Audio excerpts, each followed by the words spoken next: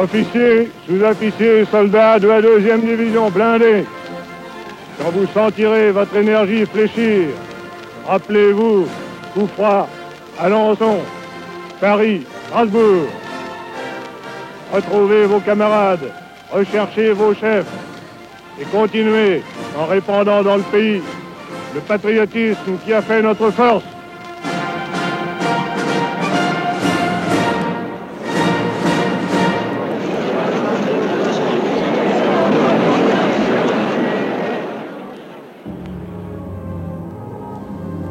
Il est 10h15, ce 28 novembre 1947, sur le terrain d'aviation d'Oran, la Sénia, quand un Mitchell B-25, un ancien bombardier transformé en avion de transport, décolle.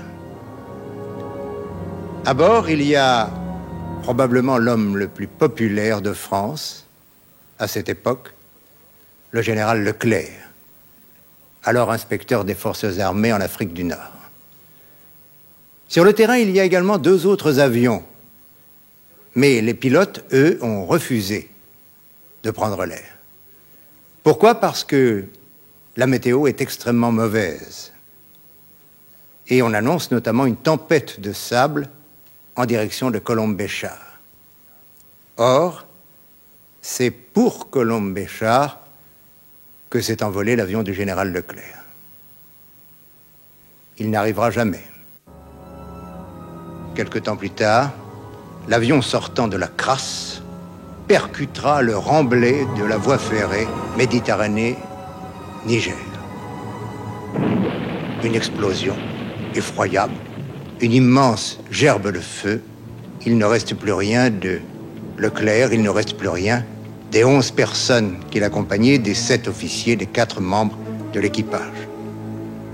La nouvelle a été accueillie par tous les Français comme une tragédie.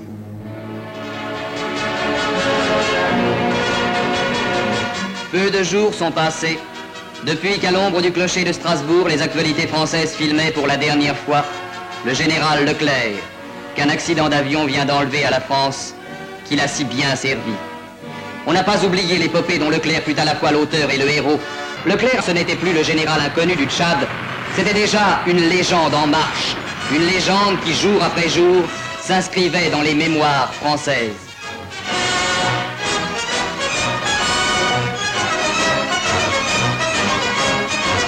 Leclerc est mort. Le silence tombe sur cette grande figure. Le silence tombe, mais non l'oubli.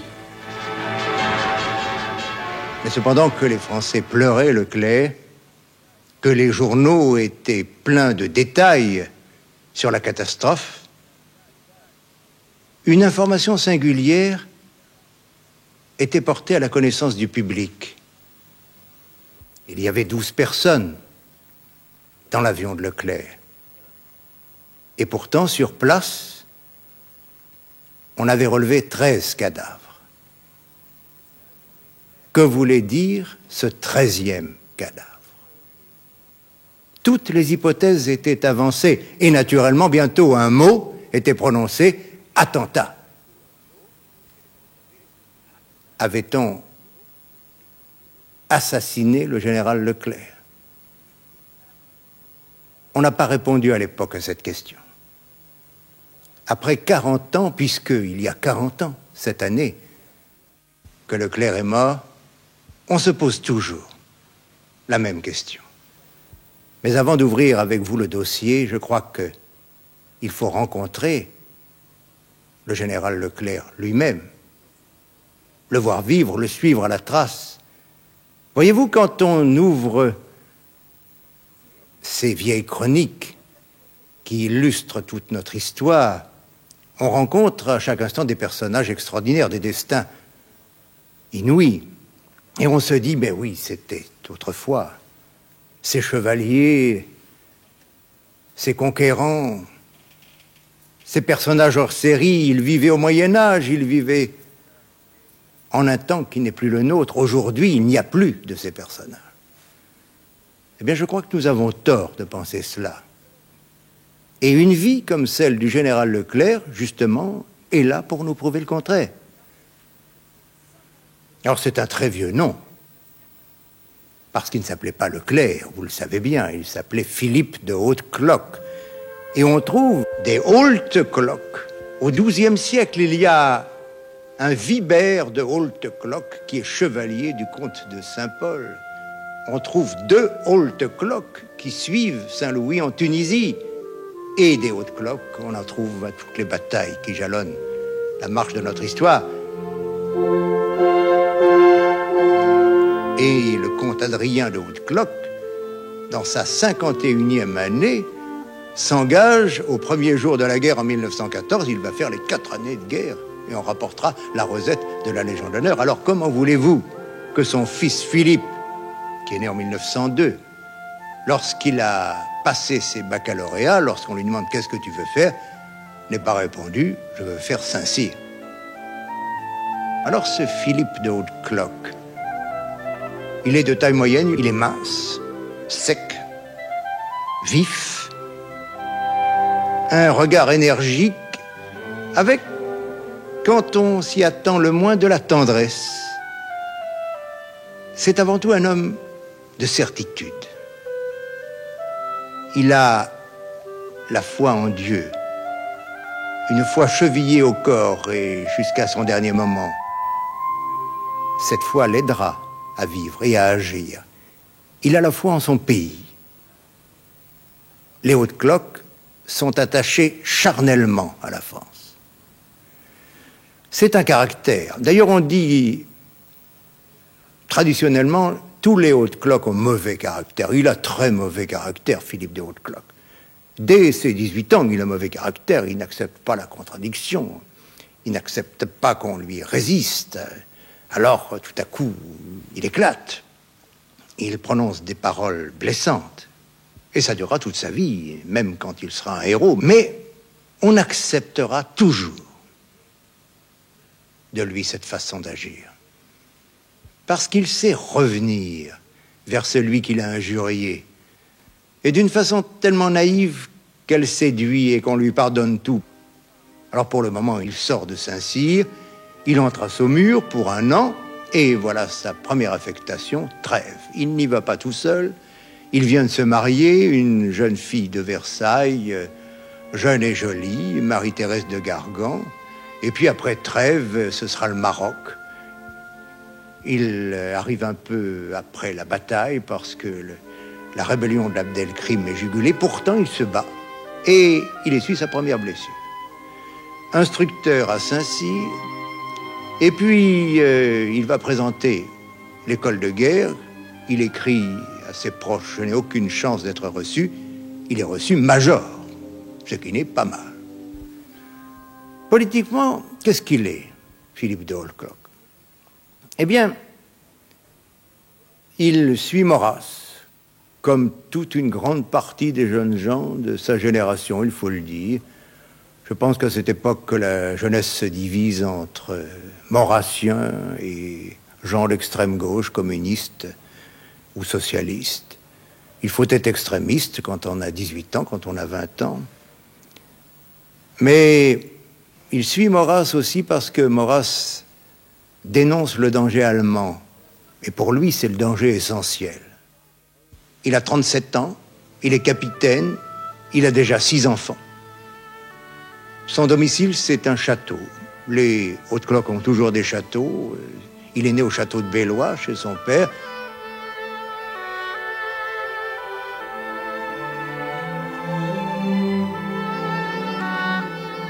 Et ce père a fait don au jeune ménage d'un autre château voisin en Picardie, le château de Tailly.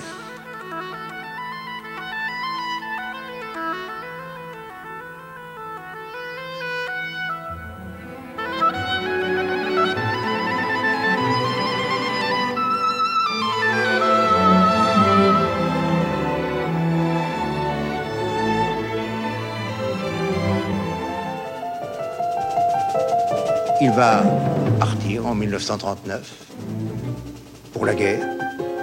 Alors cette guerre, c'est la drôle de guerre. Personne ne se bat, mais lui se bat.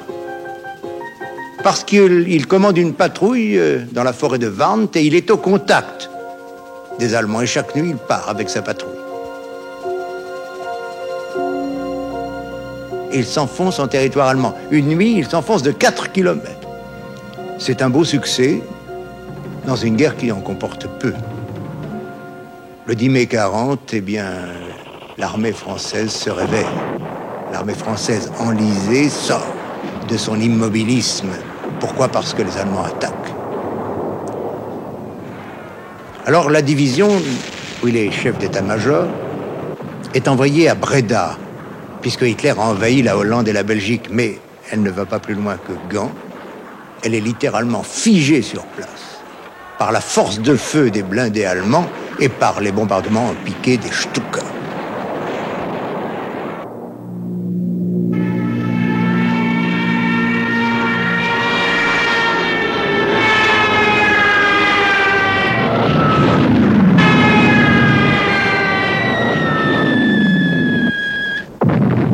Le repli commence. La division, après s'être battue dans la forêt de Mormal, se retrouve dans l'île. Et là, les Allemands l'encerclent dans l'île.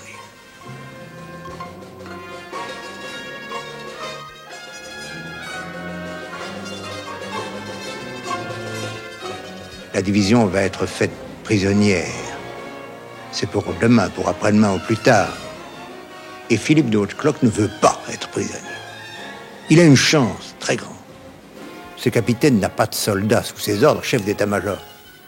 Alors il va trouver le général et lui dit « Je ne sers à rien ici. Est-ce que je peux tenter ma chance ?» Et le général, après avoir hésité, lui dit « Allez-y. Au revoir, Haute-Cloque, je vous envie. » Il fuit l'île vers le sud, vole une bicyclette, vole un pain. Et 20 kilomètres plus loin, se trouve face à face avec les Allemands. On lui tire dessus, il se réfugie dans un champ de seigle. On n'a pas encore fait la moisson, il laisse passer la colonne. Et la fuite va commencer. Des jours pendant lesquels il ne marche que la nuit. Il essaye de sonner, de frapper à des maisons, on ne lui ouvre pas. C'est un soldat français, on a peur des représailles allemandes. Il ne mange pas pendant 3 jours. Enfin, chez un mineur, il vole une casquette qu'on lui refuse. Il a un imperméable. Alors, il peut passer pour un civil. Non, il rencontre encore des Allemands. Cette fois-ci, on le fait prisonnier. Un colonel va l'interroger. Il jure qu'il est civil. Enfermé dans son imperméable, la casquette vissée sur sa tête. Vous êtes civil? Mais vous êtes jeune. Quel âge avez-vous? 37 ans. Et comment n'êtes-vous pas mobilisé à 37 ans? J'ai 6 enfants, mon colonel. Et alors, le colonel s'esclave, prend à témoin tous ceux qui l'entourent, dire voilà ce que c'est que la France. À 37 ans, parce qu'on a 6 enfants, on n'est pas mobilisé pour défendre son pays. Allez-vous-en, monsieur. Tant pis pour le mépris, il s'en va et au moins il est libre. Et il va retrouver quand même les Français. Il va se battre en Champagne. Là, sera blessé à la tête. Et c'est affublé d'un énorme pansement qu'il va s'évader de l'hôpital lorsqu'on lui annoncera l'arrivée des Allemands.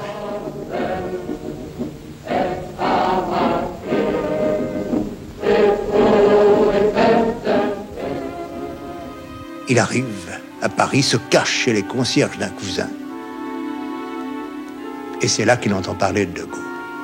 On a signé l'armistice, il en a été désespéré, mais il paraît qu'un général à Londres parle à la radio et qu'il appelle au combat. Comment s'appelle-t-il? De Gaulle. Il ne connaît pas. Français, sachez-le, vous avez encore une armée de combat. Oui. La victoire sera remportée. Et elle le sera, j'en réponds, avec le concours des armes de la France. Mais comment il y a un homme qui ne s'incline pas, un général qui ne s'incline pas en France, un général qui dit qu'on peut continuer la bataille, qu'on n'a pas perdu une guerre, mais une bataille. Et dans le moment même où on lui parle de Gaulle, il décide de le rejoindre. Mais comment faire? Un cousin a de l'essence, descend vers le sud. Or, sa femme, Madame de Haute-Cloque, est près de Libourne avec les enfants. Elle a fait l'exode, comme tout le monde. Alors, il part avec le cousin. Le cousin le laisse sur la route. Il a une bicyclette qui avait été placée sur le porte-bagages de la voiture. Il pédale, le voilà à Libourne. retrouvailles avec sa femme et ses enfants, et il annonce à Madame de Haute-Cloque, je vais rejoindre De Gaulle. Et elle est à l'unisson de ses projets. Ça ne nous surprend pas. Il faut un visa espagnol et un visa portugais, parce que c'est par là qu'on peut rejoindre l'Angleterre. Alors il part pour Bayonne, toujours sur sa bicyclette, et puis là il obtient du consul un visa portugais, mais le consul espagnol refuse le visa. C'est que les Espagnols ne veulent pas faire de peine aux Allemands. Qu'est-ce que c'est que ce capitaine français qui veut partir? Alors le voilà qui repart. Il passe clandestinement en zone libre, arrive à Pau, et là le consul espagnol lui refuse également le visa. Il saute dans un train, le voilà à Perpignan, et là il obtient le visa. Madrid, Lisbonne, un bateau anglais, il débarque en Angleterre. Il ne peut pas garder son nom, sa famille est en France, elle risque des représailles, alors il sera désormais Leclerc. C'est un nom qui est très commun en Picardie. Et, comme s'il voulait marquer ce passage de Haute-Cloque à Leclerc, il achète une canne, là à Londres. Et désormais, cette canne ne le quittera plus jamais.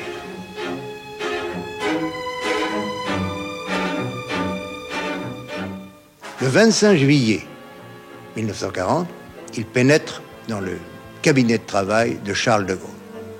Les voilà face à face pour la première fois. Et de Gaulle est réellement rentré dans la guerre. Or, ce n'est pas une armée qu'il commande. Et Leclerc sera tout de même très choqué lorsqu'il apprendra que les Français libres, c'est 7000 hommes. On a tout ratissé. Il y a les hommes valides de l'île de Sein, il y a ceux qui sont revenus de Narvik, la Légion étrangère, etc., etc. 7000 hommes.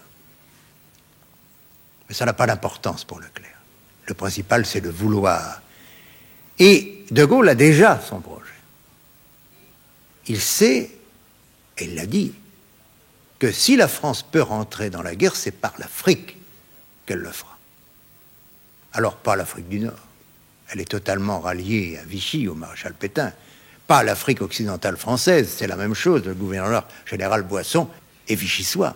Pourtant, l'Afrique équatoriale a fait savoir qu'elle était favorable à De Gaulle. On a reçu un télégramme du gouverneur du Tchad, Eboué, qui a dit « Je me rallie à vous, mon général ». On sait qu'au Cameroun, il y a beaucoup de gens qui, déjà s'avouent, se déclarent gaullistes. Alors, est-ce que par là, on ne pourra pas rentrer dans la guerre? Il est essentiel d'envoyer à ces territoires des gens qui se présenteront comme les missionnaires de Gaulle. De Gaulle a déjà désigné René Pleven, l'un des premiers civils qui se soit rallié à lui, le capitaine de réserve Étier de Bois-Lambert. Et lorsqu'il parle avec Leclerc, il sent que Leclerc est l'homme de la situation. Leclerc lui dit « Moi, je voudrais, mon général, m'engager dans la Légion étrangère ». Il lui répond « Non, vous partez pour le Cameroun ». On ne discute pas un ordre de Gaulle. Le temps de passer à la BBC, de raconter son évasion de France, de se faire présenter aux auditeurs français non pas comme le capitaine de Haute-Cloque, mais comme le capitaine Leclerc. De Gaulle lui donne un galon de plus, il est commandant maintenant. Et Pleven, Bois-Lambert, Leclerc s'envolent dans un hydravion, le Clyde, un hydravion britannique qui va les conduire en Nigeria, colonie anglaise, totalement entourée par des colonies françaises. Alors évidemment, si ces colonies passent à Vichy, les Anglais seraient ennuyés. Si ces colonies se rallient à De Gaulle, ça fera plaisir aux Anglais. Donc les Anglais ont facilité le passage des 3 envoyés de Gaulle jusqu'au Nigeria. Comment passer au Cameroun? Pour cela, il faut franchir l'estuaire du Wari. Il faut surtout se répartir les tâches.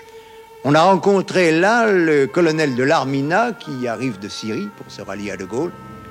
Et on a décidé que Pleven irait au Tchad, l'Armina irait à Brazzaville, tandis que Leclerc et Bois-Lambert iraient au Cameroun. Les voilà, ayant rallié autour d'eux une vingtaine d'officiers, de sous-officiers, de soldats français qui avaient fui le régime de Vichy, les voilà s'embarquant dans 3 longues pirogues. On va emprunter pour rejoindre Douala au Cameroun, ces rivières qui serpentent dans la forêt. On va rejoindre l'estuaire du Wari. Et on attend que la nuit tombe pour gagner Douala. On se cache sous des palétuviers, les heures passent et un orage éclate qui va tremper littéralement tous ces hommes. Ça n'est qu'à 3 heures du matin qu'ils peuvent accoster. On se glisse le long des quais. Leclerc, le premier, pour monter sur le quai, pose le pied sur un tronc d'arbre qui roule sur lui-même. Voilà Leclerc à l'eau. Bois-Lambert aperçoit un radeau, veut y monter. Le radeau bascule. Voilà Bois-Lambert à l'eau. Tous les autres sont trempés. Et voilà comment se présente le corps expéditionnaire gaulliste à Douala quand il y arrive. On rejoint la maison d'un homme que l'on a contacté, bien sûr, et puis celui-ci appelle ses camarades gaullistes. Ils sont une dizaine. Ils entrent et ils trouvent Leclerc et Bois-Lambert. Ils trouvent non plus le commandant Leclerc et le capitaine de Bois-Lambert, mais le colonel Leclerc et le commandant de Bois-Lambert. C'est que Leclerc s'est dit, je vais avoir affaire au colonel Bureau qui commande les forces de Vichy, il faut au moins que j'ai le même grade que lui. Alors Bois-Lambert a tout simplement décousu les galons de sa manche gauche, il en a gardé un pour lui qu'il a cousu sur la manche droite, il a donné les 2 autres à Leclerc qui les a cousus à côté des siens. C'est ainsi que le capitaine est devenu commandant et que le commandant est devenu colonel. Alors, les gaullistes de Douala sont pleins d'enthousiasme. Il y en a tout de même un qui réfléchit et qui dit « Mais est-ce que c'est bien sérieux de tenter une affaire cette nuit ? Moi, je pense qu'il faut préparer tout cela pendant 8 jours. Je crois, mon colonel, dit-il à Leclerc, que vous devriez repartir et revenir dans 8 jours. » Or, nous qui connaissons le caractère de Leclerc, ça déchaîne immédiatement une réaction explosive. « Repartir ?» dit Leclerc. « Moi, je suis à Douala, je n'en repartirai pas, sinon les pieds en avant. » Qu'on se le tienne pour dire. Alors, il y avait parmi ces gens-là un grand bougre de capitaine de la coloniale qui n'avait rien dit, un taciturne. Et tout à coup, le voilà qui va vers la porte. Bois-Lambert croit que les paroles de Leclerc l'ont irrité. Il dit « Mais où allez-vous » Et l'autre se retourne, très tranquille, et dit « Je vais chercher ma compagnie. » C'est le capitaine Diot qui va vivre lui-même l'aventure extraordinaire de Leclerc et qui lui succédera à la tête de la 2e DB plus tard. Et il revient avec sa compagnie. Et grâce à cette compagnie et grâce aux gaullistes, eh bien, dans la nuit, Douala bascule entièrement du côté de De Gaulle. Et dans les heures qui suivent, tout le Cameroun va suivre. Opération totalement réussie. Et quand De Gaulle, en octobre, arrivera, très traumatisé, De Gaulle, car il arrive de Dakar, on a tiré sur ses bateaux, il a dû partir sans débarquer. Eh bien, quand il voit rangés sur le quai 2 bataillons impeccablement tenus, une légion de volontaires recrutés par Leclerc, quand il voit Leclerc lui-même au garde à vous, au bas de l'échelle de coupé, eh bien, pour De Gaulle, c'est un immense réconfort. Il aimerait rester au Cameroun, il a beaucoup de choses à faire au Cameroun, Leclerc. Mais vous connaissez De Gaulle. De Gaulle lui dit « Ça marche très bien au Cameroun, Leclerc. Alors je vous envoie ailleurs. Cet ailleurs sera le Tchad. » Mais auparavant, Leclerc va hasarder, c'est le mot qui convient, une opération sur le Gabon. De Gaulle lui avait dit « Le Gabon est au milieu de nos territoires une enclave vichiste. Il faudrait l'amener à nous. Mais attention, c'est une opération que vous ne pouvez pas tenter avec vos propres forces. Il faut avoir l'appui des Anglais. » Leclerc a demandé l'appui des Anglais, il ne l'a pas obtenu. Et il s'est dit, pourquoi ? Pourquoi les Anglais ? On peut très bien y aller de nous-mêmes. Et il a débarqué au Gabon. Malheureusement, les forces vichysoises se sont défendues. Il y a eu des morts. On reprochera longtemps ces morts à Leclerc. Et il dira, je pense souvent à ces Français qui sont tombés sous les balles françaises. Mais il fallait faire ça parce que c'était utile pour la libération de la France. Alors il est nommé au Tchad. Et il part. Pour certains, c'est une disgrâce. Parce que qu'est-ce que c'est que le Tchad à cette époque-là? Savez-vous combien il y a de Français au Tchad en 1940? 360 Français. Alors, pour quelqu'un qui vient de mettre sur pied le pied de guerre d'une colonie comme le Cameroun, le Tchad, c'est peu de chose. Non, ça n'est pas une disgrâce. Parce que De Gaulle, qui voit très loin toujours, a dit c'est par là, c'est par le Tchad que la France rentrera dans la guerre. Pourquoi? Parce que le Tchad, de tous ces territoires récemment ralliés à De Gaulle, est le seul qui ait une frontière commune avec un pays de l'Axe, avec la Libye italienne. Alors, par le nord, on pourra entrer en contact avec les Italiens et se battre avec eux. Et arrivé au Tchad, Leclerc ne pense plus qu'à cela. Pourtant, il a passé en revue le matériel, l'armement, c'est lamentable. Presque rien, il faut lire ses lettres. Il y en a une où il dit, oui, j'ai des camions Matford, malheureusement, aucun d'eux n'a de marche arrière. Ça situe très exactement l'état de ce matériel. Et pourtant, il va mettre une force sérieuse en état de combattre. Il va faire venir de très loin des équipements, des armes, du matériel, de l'essence. Il en faut. Elle vient de Pointe-Noire, au Congo.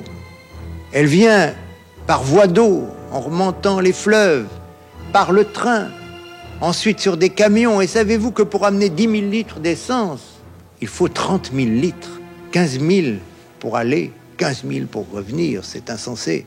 Et pourtant, à Fort-Lamy, la capitale du Tchad, c'est le N'Djamena d'aujourd'hui, à Faya-Largeau, on s'organise. Quel est le projet de Leclerc? Eh bien, il est allé le dire au chef de tous ces postes, dans le nord, là-bas, dans le massif du Tibesti, qui hausse certains sommets à plus de 3000 mètres. Il y a là des Français totalement isolés, mais qui tiennent, sous l'autorité du lieutenant-colonel Colonna d'Ornano. Et il est arrivé dans ces postes, parlant aux officiers, aux sous-officiers. Parmi eux, il y a un certain Massu. Il leur a dit, on va attaquer. Alors les autres l'ont regardé avec stupeur. Attaquer quoi? On n'a rien. Attaquer les Italiens, de l'autre côté de la frontière. Et il explique, oui, on va attaquer à Koufra. Alors là, ils se disent tous, le colonel est complètement fou. Parce qu'ils savent très bien ce que ça représente, Koufra.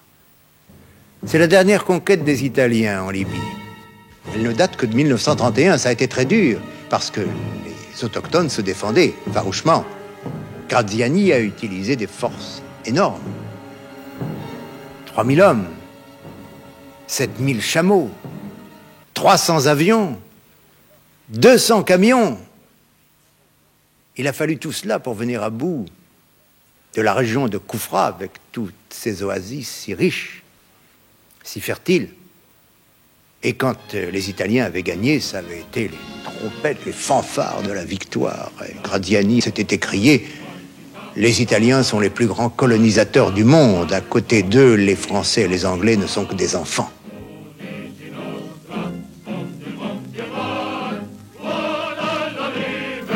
Ils savaient ça, les gens perdus dans les postes, là, du Tibesti et d'ailleurs. Alors quand Leclerc leur dit on va attaquer à Koufra, ils disent il est fou. Ben non, il n'est pas fou. Et il va attaquer. Et cette colonne hétéroclite, ces vieux camions dont les différentes parties tiennent à peine ensemble, ces 2 canons de 75, c'est toute l'artillerie, ces voitures et ces hommes montent vers le nord. Ils affrontent le désert. Savez-vous combien de kilomètres a parcouru la force armée de Leclerc à son départ de Faya-Largeau? Dans une journée, en 24 heures. 4 kilomètres. C'est ça le désert du Tchad. Et pourtant, on avance. On franchit les cols. Et c'est Leclerc lui-même, avec 20 voitures, qui décide d'aller en reconnaissance vers Koufra. Et il voit Koufra à sa portée.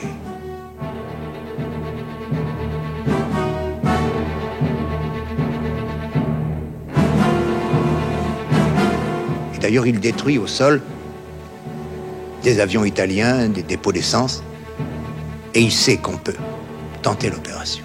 Il revient en arrière, rassemble les forces, et toutes les forces arrivent près du fort qui marque le point central de la défense du Koufra.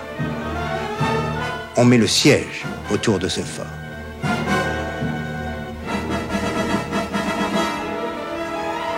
Un seul canon de 75 est arrivé jusque-là. On ouvre le feu sur le fort. On déplace sans arrêt ce canon de 75 pour donner l'illusion aux Italiens qu'on dispose d'une très forte artillerie. Et les nerfs des Italiens cèdent au bout de 10 jours. Un drapeau blanc s'élève sur le mât du fort à la place du drapeau italien. On voit sortir un plénipotentiaire du fort qui vient jusqu'aux lignes françaises. Leclerc est en tournée à ce moment-là, et quand il rentre, il voit l'Italien. Il dit « Qu'est-ce que vous faites là ?» Et l'Italien dit « Le capitaine Colonna, qui commande le fort, souhaiterait savoir à quelles conditions nous pourrions négocier. » « Négocier ?» dit Leclerc. Et à ce moment-là, il pousse l'Italien dans un véhicule, saute lui-même dans le véhicule, donne l'ordre au chauffeur de foncer sur le fort. Vous avez tous les Italiens qui étaient là, qui regardaient de loin leur plénipotentiaire, les coudes appuyés sur les murailles, et qui voient stupéfaits arriver cette voiture à toute allure. La porte du fort est restée ouverte, la voiture de Leclerc s'engouffre, rentre dans le fort. Et le capitaine italien arrive, le capitaine Colonna, il a une réflexion qui mérite d'être citée, il dit à Leclerc « Mais vous n'aviez pas le droit. Je suis là, dit Leclerc, j'y reste. Alors, vous voulez vous rendre ?»« Non, dit Colonna, je voulais discuter. Bon, j'accepte votre reddition. » Et le capitaine italien va signer la reddition. Résultat, tout le matériel, tout l'armement, tous les vivres, et tout cela est considérable, tout tombe aux mains des Français. C'est la première victoire française depuis l'armistice de 40. Alors, les Italiens sont prisonniers, et après avoir envoyé un télégramme à De Gaulle, Leclerc parle à ses hommes, pas un discours, il n'aime pas les discours, quelques mots. Et parmi les mots qu'il prononce, il y a cette phrase qui passera totalement inaperçue. Il n'y a pas un journal qui la reproduira à l'époque, pas une radio qui la fera entendre. Jurons de ne déposer les armes que lorsque nos 3 couleurs flotteront sur le clocher de la cathédrale de Strasbourg. Voilà, oui, c'est ce qu'on a appelé le serment de Koufra. Il est content, Leclerc, mais a-t-il tellement de raisons de l'être? Parce que la guerre ne tourne pas bien. La guerre en Afrique. Des avions allemands survolent le désert de Cyrénaïque. De nouvelles troupes montent en ligne. Des unités italiennes en action contre l'artillerie anglaise.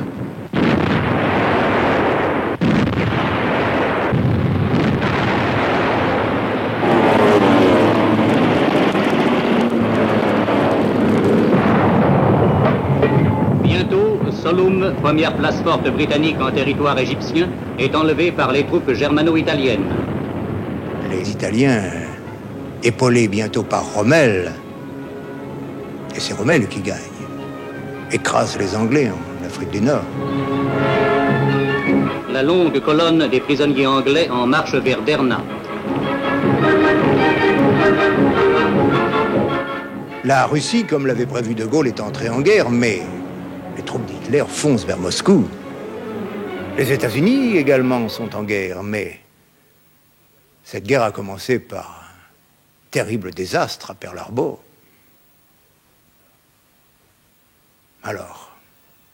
Alors Leclerc garde sa confiance absolue, comme De Gaulle. Pour ça, ils sont totalement pareils. Et il sait que, de toute façon, c'est dans son camp que viendra la victoire. Et il veut collaborer à cette victoire. Alors maintenant, la prochaine opération, il est en train de la préparer. Il veut foncer sur le Fezzan. Le Fezzan, c'est une région de la Libye italienne, grande comme la moitié de la France, mais sillonnée par un excellent réseau de routes. Et dans cette guerre d'Afrique du Nord, les transports, c'est capital. Et Leclerc s'est dit que porter la pagaille dans les transports allemands et italiens, ce serait tout de même une belle réussite. Naturellement, Leclerc est d'accord avec les Anglais. On est convenu que lui-même attaquera lorsque les Anglais contre-attaqueront l'armée de Rommel pour en venir à bout définitivement. Et au mois d'octobre 1942, c'est ce qui se produit. Et Leclerc fonce sur le Fezzan. Mais voilà qu'arrive une nouvelle miraculeuse. Le 8 novembre 1942, les Américains viennent de débarquer en Afrique du Nord. Voilà que tout est en train de tourner, et voilà qui prouve que Leclerc avait raison. Et lui, il attaque. Et successivement, il s'empare de tous les postes italiens du Fezzan.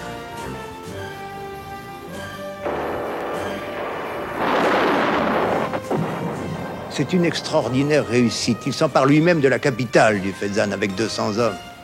Hisse le drapeau tricolore.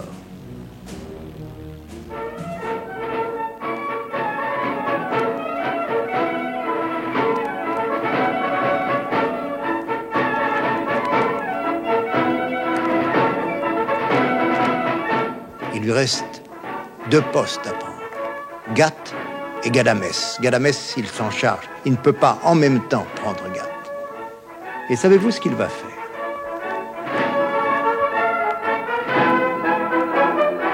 Depuis le débarquement américain, avec Darlan d'abord, avec Giraud ensuite, et pour finir avec De Gaulle, eh bien l'Afrique du Nord, vichysoise, est elle-même rentrée en guerre. Alors de l'autre côté de la frontière, il y a un poste français de troupes qui, la veille encore, était vichysoise. De Gaulle envoie un plénipotentiaire à ce poste et demande à l'officier qu'il commande: voulez-vous prendre Ghat?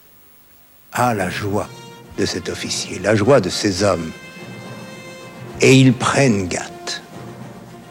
Après avoir envoyé un message à Leclerc: nous sommes fiers de combattre les Allemands.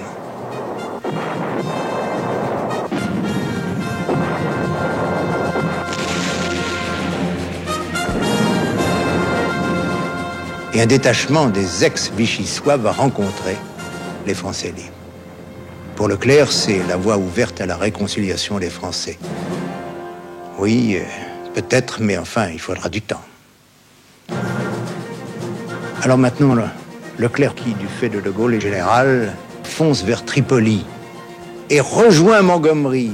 Voilà les 2 hommes face à face. Montgomery, qui félicite Leclerc et qui va créer pour lui une force spéciale, la force L,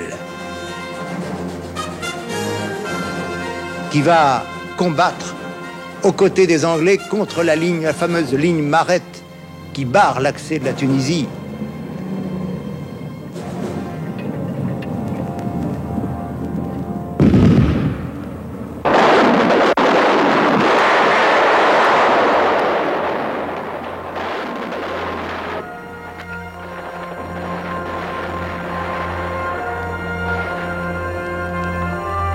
Et quelques mois plus tard, quand Montgomery présentera Leclerc au roi George VI d'Angleterre, il dira: sire, voici le général Leclerc, sans lui je n'aurais pas pris la ligne Marette.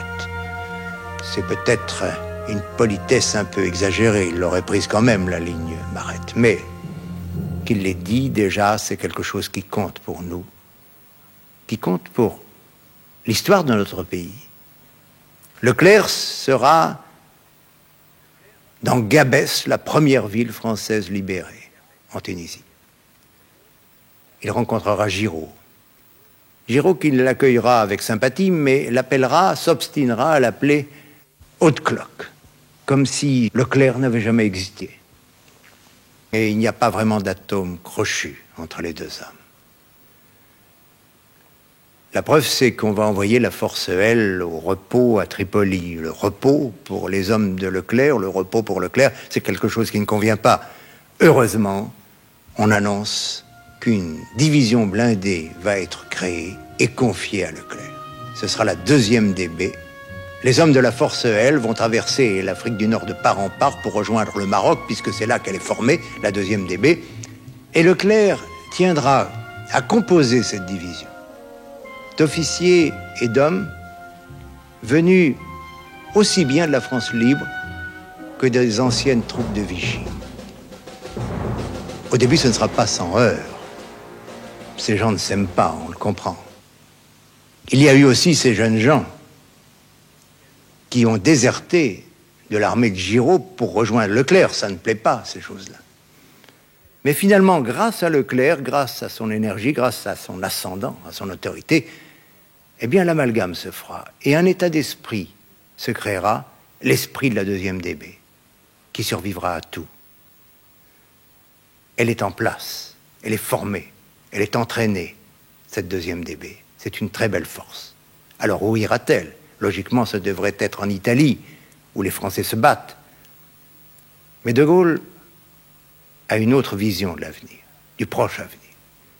Il sait que les Alliés vont débarquer à l'ouest. Il sait qu'ils vont débarquer en France, probablement en Normandie. Et il veut qu'il y ait des Français qui soient avec les Alliés à ce moment-là. Pour lui, c'est capital. Et il a demandé à Eisenhower, le commandant suprême, le généralissime, il a demandé à Eisenhower autoriser la 2e DB à débarquer en France. Et appuyé par Churchill, il a obtenu satisfaction. Alors la 2e DB, on la transporte en Angleterre. Elle est dans le Yorkshire. Elle est intégrée à la célèbre armée du général Patton. Elle a un dernier entraînement d'ultime manœuvre. C'est le 6 juin 1944, le débarquement.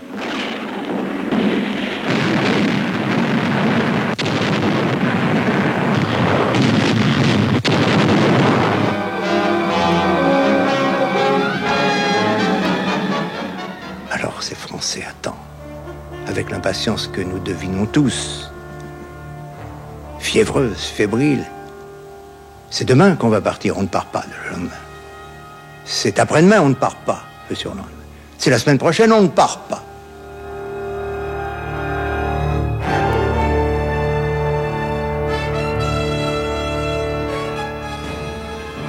Ils ne sont partis que le 31 juillet, en se disant, mais on va arriver après la bataille, alors à quoi bon tout ça?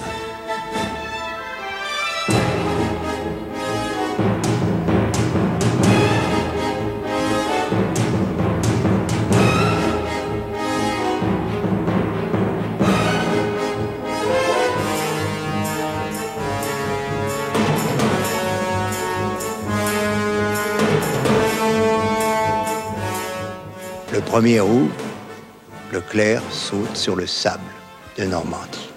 Et il s'arrête, il bougonne, drôle d'impression. Et puis, tout à coup, détendu, on est quand même bien content. Et la 2e DB est engagée dans la bataille.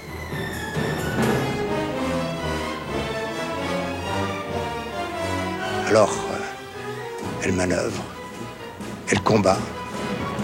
C'est la bataille autour d'Écouché. Elle va mettre en pièces 3 divisions blindées allemandes.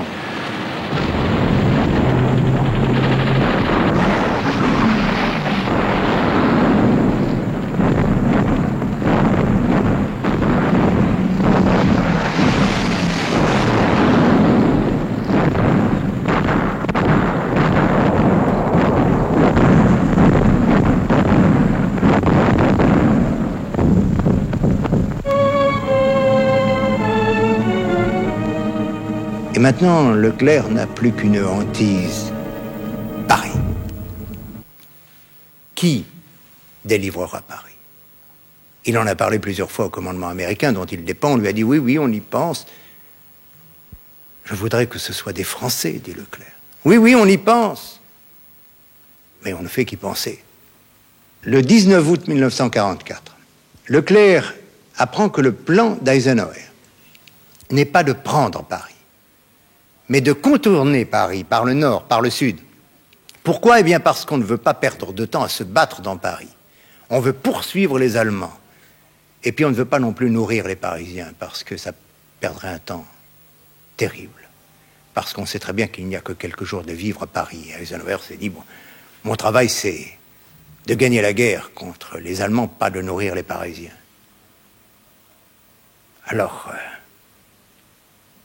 Leclerc se demande ce qui va se passer, mais est-ce qu'on va abandonner Paris? Et le lendemain, il apprend que Paris vient justement de s'insurger.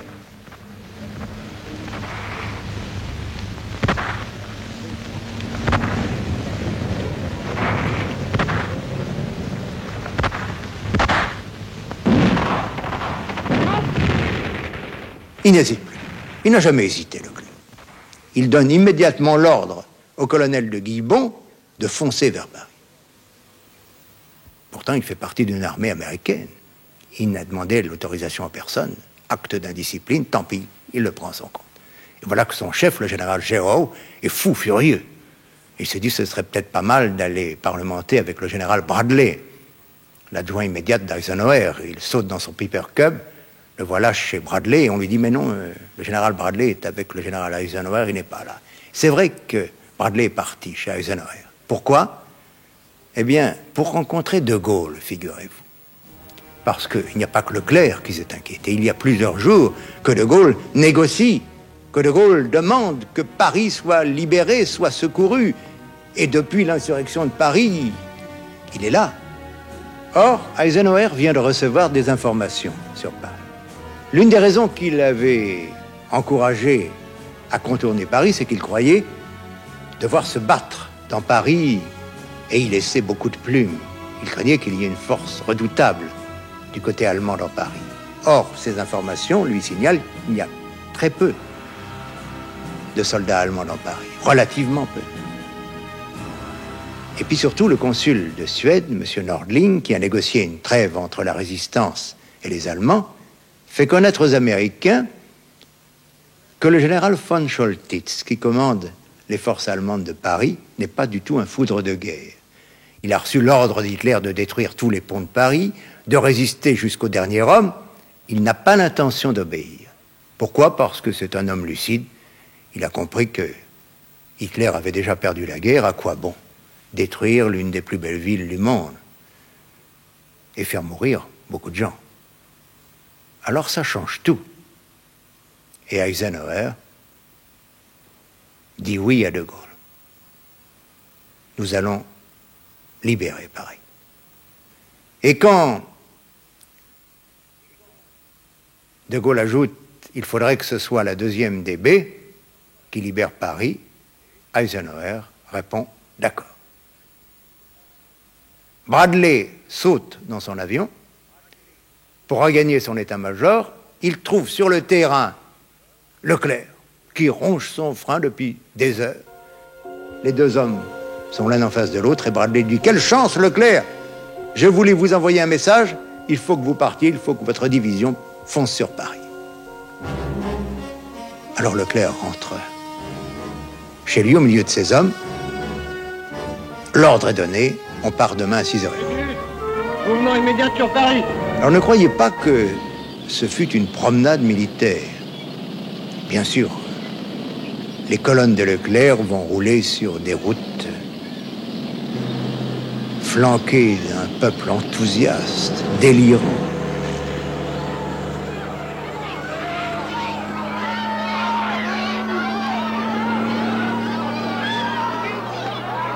Mais en plusieurs endroits, il faudra affronter les Allemands.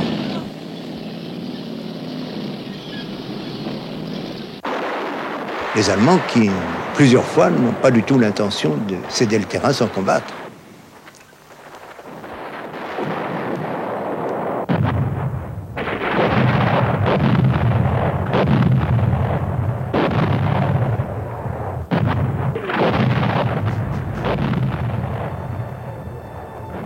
Et c'est à Fresnes que Leclerc va rejoindre le colonel Dronne, qui, comme les ordres l'indiquent, fait manœuvre vers Orléans, et lui dit « Vous n'allez pas à Orléans, vous allez sur Paris, foncez tout droit. » La colonne Dronne sera la première à rentrer dans Paris, le soir est tombé, et ce sera la folle chevauchée jusqu'à l'hôtel de ville.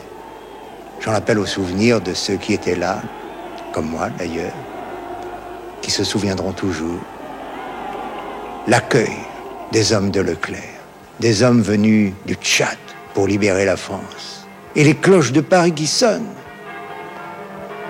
Toutes les églises de Paris qui sonnent en même temps, je l'entendrai toujours, ce fracas, ce bonheur, toutes les cloches de toutes les églises, sauf celle de Saint-Philippe-du-Roule, pour une raison bien simple, il n'y a pas de cloche à Saint-Philippe-du-Roule. Et le lendemain, c'est toute la division qui rentre dans Paris et qui va combattre toute la journée.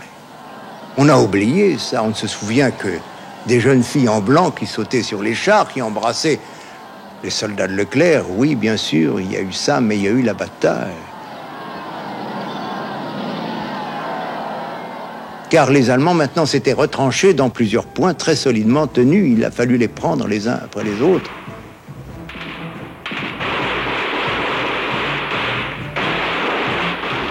Et moi qui habitais près de l'école militaire, je me souviens toujours de ces longues heures, de cette canonnade, de ces coups de feu échangés pendant des heures.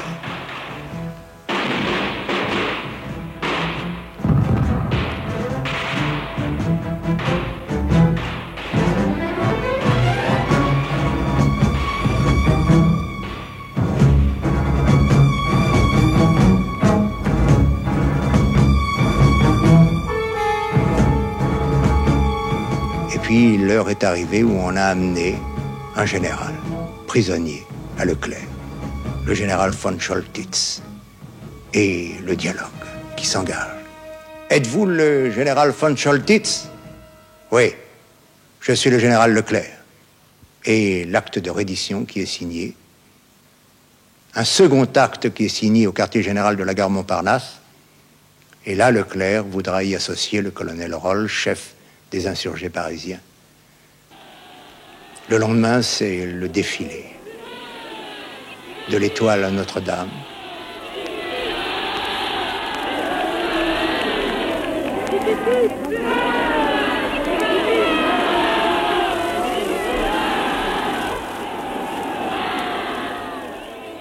La foule, 2 millions sûrement de Parisiens, courus de tous les quartiers de Paris. Et là, comme dans un état second, De Gaulle qui s'avance au milieu de cette marée humaine, flanqué de Leclerc et de Koenig, l'homme de Biraker.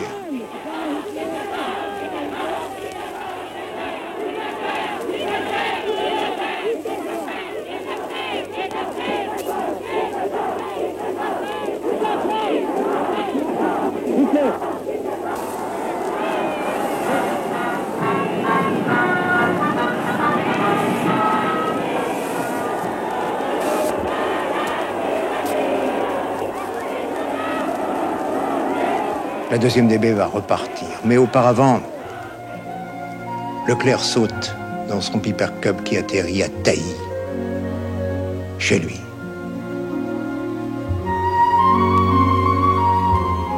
Il n'a pas revu sa femme et ses enfants depuis juin 1940. Et il repart, et la deuxième DB va se battre dans l'Est. Inutile de suivre son itinéraire jalonné de combats victorieux. La prise de Baccarat, c'est le succès qui sera le plus cher à Leclerc.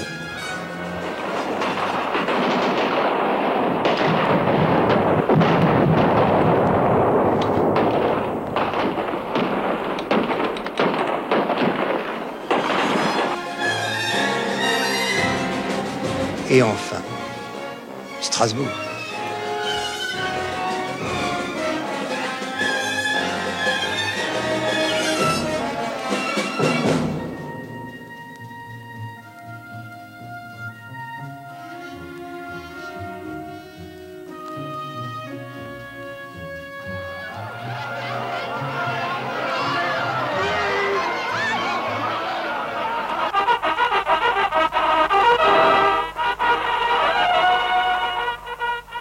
Strasbourg, libéré enfin, redevenu français, et le drapeau tricolore, comme il l'avait promis, à Koufra qui flotte là-haut au clocher de la cathédrale. Entre-temps, on l'a envoyé prendre Royan, une poche occupée par les Allemands, mais il est de retour. pour la campagne d'Allemagne. Et ce sont les hommes de la 2e DB qui vont prendre symboliquement. Et ça, un romancier n'oserait pas l'imaginer. Berchtesgaden, le nid d'aigle, le quartier général d'Hitler.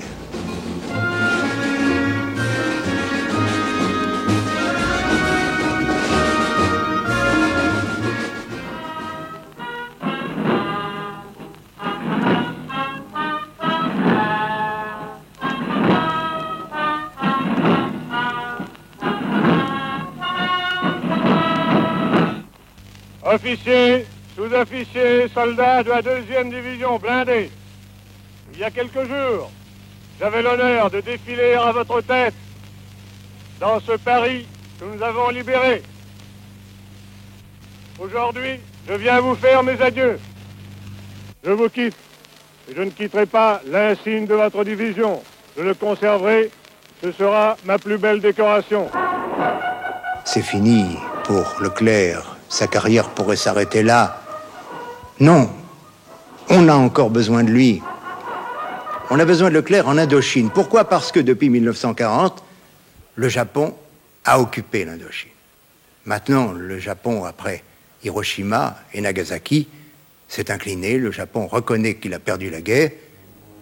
Leclerc part, et puisqu'il est en Extrême-Orient, eh bien c'est lui qui va avoir l'honneur insigne de signer sur le cuirassé Missouri, pour la France, l'acte de capitulation du Japon.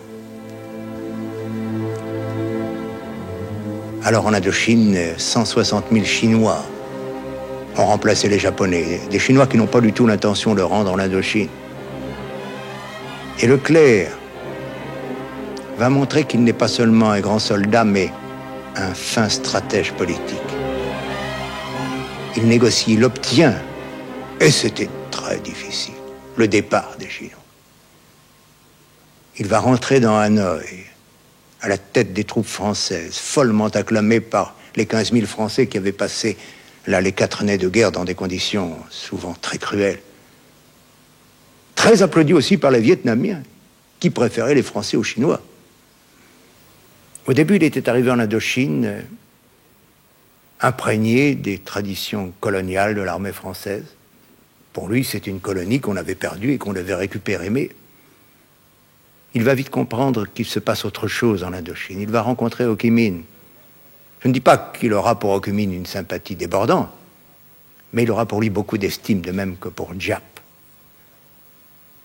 Et savez-vous quel est le Français investi d'une autorité importante qui a le premier écrit pour le gouvernement français un mot à propos de l'Indochine?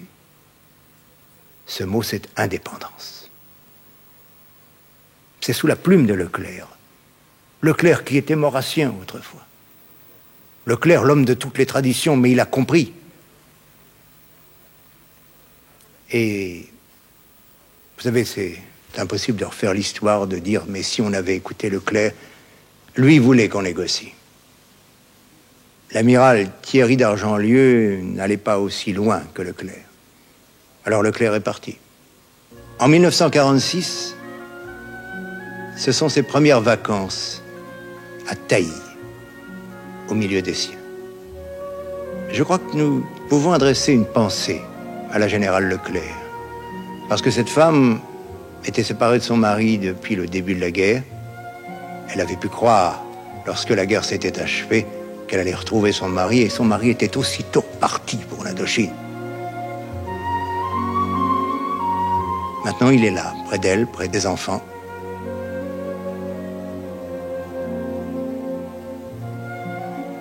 Il va tout de même repartir pour l'Indochine, en mission. Parce que Ho Chi Minh estimera que les Français l'ont dupé et il lèvera l'étendard de la rébellion. On appelle au secours. Leclerc, il retourne là-bas.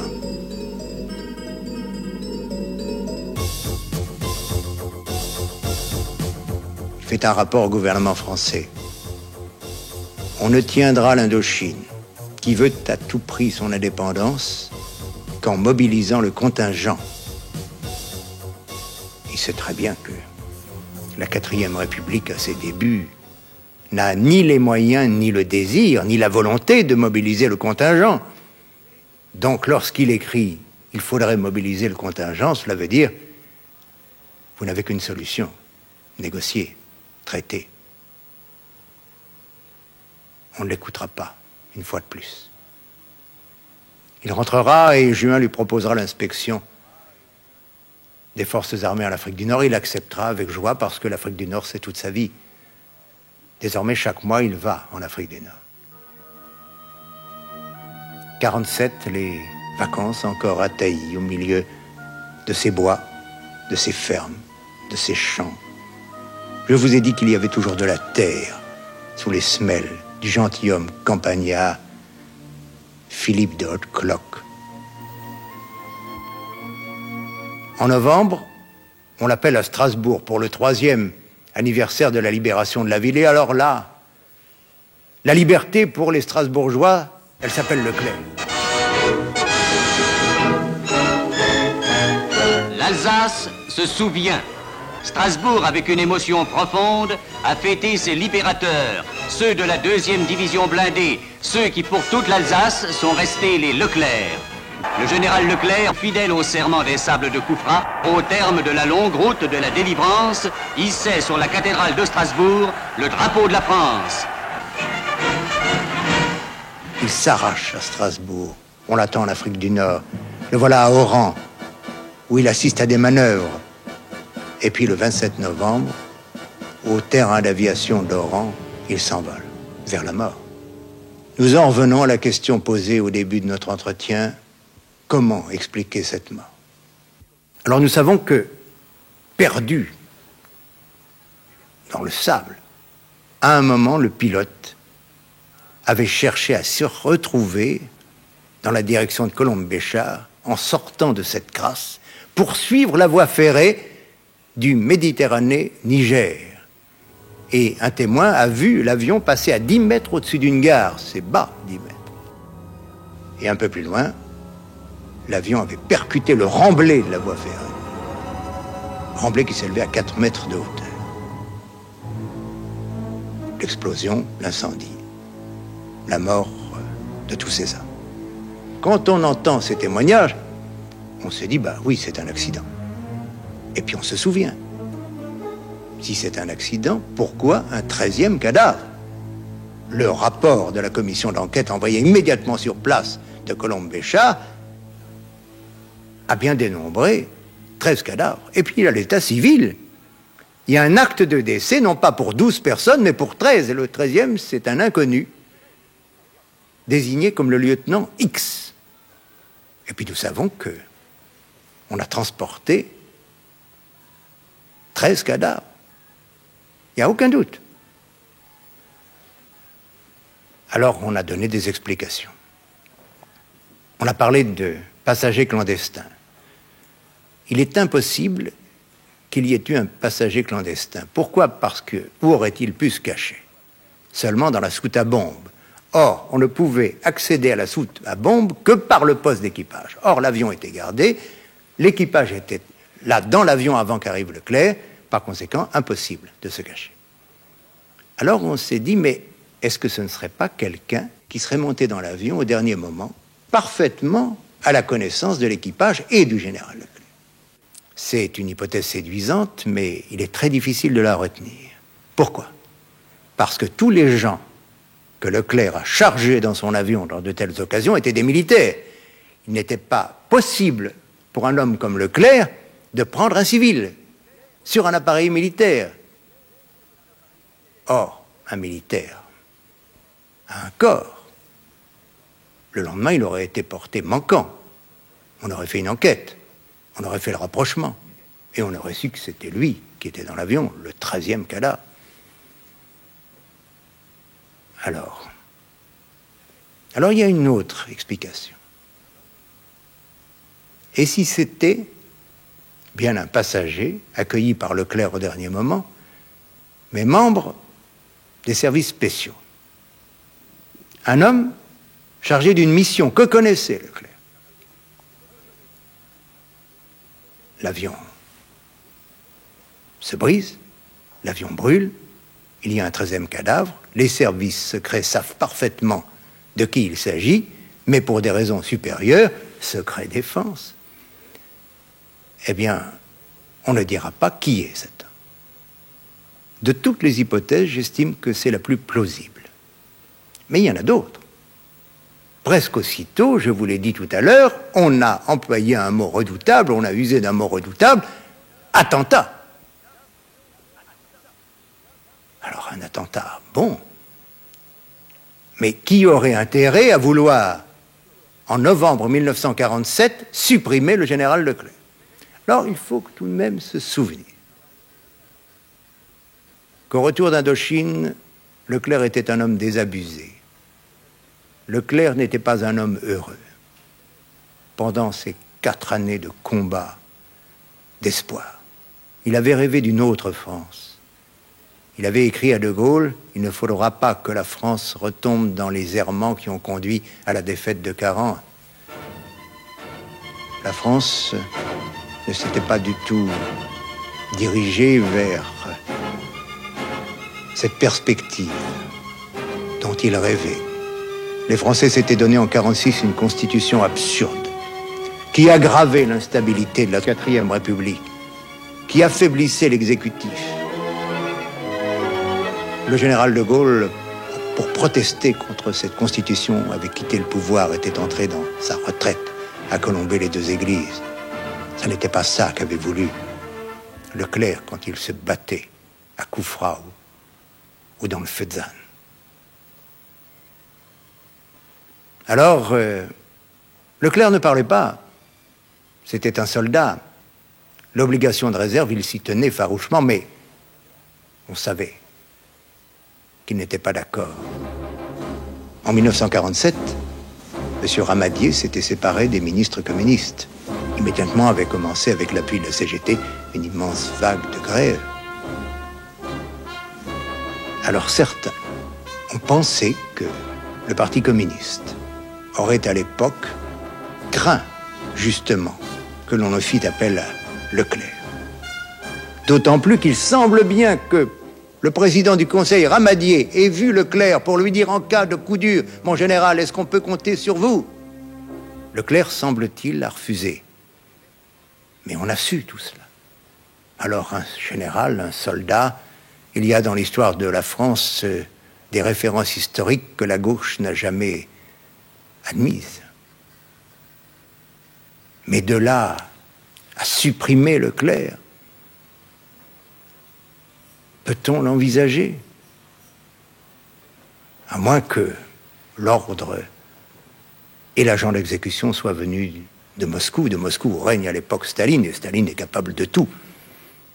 Voilà l'hypothèse que certains ont avancée. Il y en a une autre. Elle a été présentée par Conrad Killian, personnage extraordinaire qui avait, bien avant la guerre, décelé d'immenses gisements de pétrole dans les sables du Fezzan. Après la guerre, eh bien, la Libye italienne avait été confiée à la Grande-Bretagne, mais le Fezzan, conquis par Leclerc, avait été remis à la France. Malheureusement, la Grande-Bretagne souhaitait beaucoup que le Fezzan lui soit définitivement attribué. Et Conrad Killian savait qu'on était prêt à céder. Alors, il avait écrit à Leclerc. Et puis il était allé voir Leclerc. Et lui avait dit, vous n'allez pas laisser faire ça, mon général. Et nous savons par des témoins que Leclerc était sorti de l'entrevue furieux. Alors Conrad Killian, après la mort de Leclerc, s'est écrié, c'est l'Angleterre qui a tué Leclerc. Et il est vrai qu'après la mort de Leclerc, le président Robert Schuman s'est incliné devant le désir britannique et il a dit, du Fezzan, il a dit, après tout, ce n'est que du sable. Alors là aussi, peut-on poser la question, les Anglais, faire mourir Leclerc? Ça semble également impossible à admettre. On nous aura dit que dans le passé, certains services anglais étaient capables d'actes fort immoraux, c'est vrai, mais Leclerc. De toute façon, s'il y a attentat, ça n'explique pas le 13e cadavre. Bien sûr, quelqu'un pouvait déposer une bombe dans l'avion de Leclerc, une bombe à retardement, mais pourquoi voulez-vous que ce quelqu'un monte dans l'avion? Il n'a pas besoin d'être là pour que la bombe éclate, et même, il n'a pas envie d'être là, puisque l'avion va sauter de toute façon. Alors le 13e cadavre ne s'explique pas. C'est pourquoi, à mon sens, nous devons éliminer l'hypothèse de l'attentat et revenir à l'hypothèse de l'accident, le 13e cadavre étant celui d'un agent secret connu de Leclerc. Voilà, je crois, à quelle conclusion doit aboutir aujourd'hui l'historien. La vérité était que Leclerc, toute sa vie, s'était refusé à plier devant les hommes, à plier devant les événements. Ce jour-là, il n'a pas voulu plier devant les éléments. Un jour, il avait dit « Tout ce que j'ai fait de bien dans la vie, tout ce que j'ai réussi, c'est parce que j'ai désobéi. » Il a voulu désobéir aux éléments. Et c'est pourquoi est mort Philippe de Haute-Cloque, celui dont le Parlement allait faire un maréchal de France, mais qui pour l'éternité restera le général Leclerc.